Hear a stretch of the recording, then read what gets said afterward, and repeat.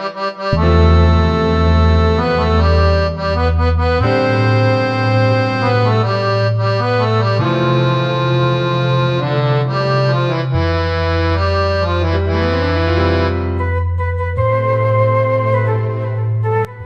کوم په نامه د لوی رب څخه ډېر زیات مهربان او بخښونکی دی. کتونکو زه یم عبدالرؤف سالار.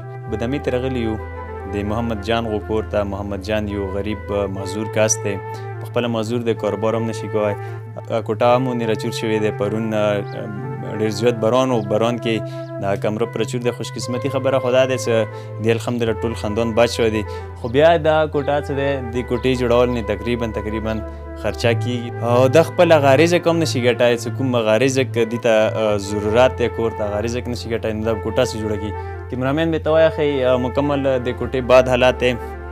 د کوم ځای کې چې زه اوس ولاړم مکمل اوبو نه ډاکه دی او مکمل ګند دی او کوم چتونه دي دا ډېر زیات مخکینی دي، مخکینی کمره دی. داسې لګي چې دا تقریبا ډېرو وخت والا دی، ډېر زیات وخت والا، ځکه چې اکثر خلکو د جوړولو والا هغه واس نه وي. نو تاسو خپله کسو کمره کوم هغه دي تیرونه دي دا رامات شوي دي ډېر زیات، او اوس هم ریسک حالت کې یو، داسې حالت کې مو ته ویلو چې یاره دا اوس یار غورځېدای شي که نه، تاسو دې لاندې ما ودرېږو، خو بیا مو دا یو ریسک واخیستو، دا خطرې هغه مو وکړه چې یاره د دې کوم اواز دی محمد جان والا خلکو ته ورسو. داسې خلک شته دي چې هغه خو د ترس خلک دي، غیرتي پښتانه دي، دې سره مدد وکړي. نو تاسو لغنتې مدد دی ډېر څه جوړېدای شي، دی والا ډېره زندګي جوړولی شي، دی روغ کور جوړېږي، دی کومه زندګي دی هغه کې سکون پیدا کېږي. کتونکو تاسو خپل هم کس وي د هغه والا کوم صورت حال دی. مناسب دی دوی کوم د کوټه راچور شوله محمد جان غو، دوی په حوالې سره تاسې دوی غریبان څومره بد حالات کې دي؟ بسم الله الرحمن الرحیم. ټول نه اول زه تاسو شکریا ادا کوم چې تاسو په دې وخت کې تاسو دلته راغللو. د یو غریب او د معذور انسان د خیرخواهي دپاره تاسو هغو سره هیلپ وکړلو. نو یقینا دا ډېر مخکې نه د موږ بدامې کې موږ سره اوسېږي محمد جانه، او دا یو بیخي کمزوری غریب انسان دی. د والدین چې کوم دی هغه هم وفات شوي دي، او دې سره سره د پخپله هم معذور څه کاروبار نشي کولی، او د دې لکه ښځه دی، بچي دي او ماشومان دي که نه. نو یقینا ډېر زیات مجبور دی.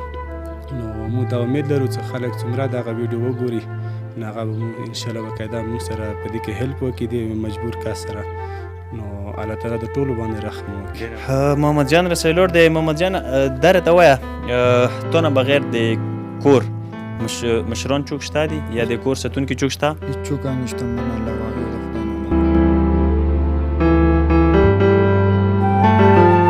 نه. تو څه مسله دی معذرت؟ ما دا سپینل کارت بیماری دی. ملې والا؟ ملې والا.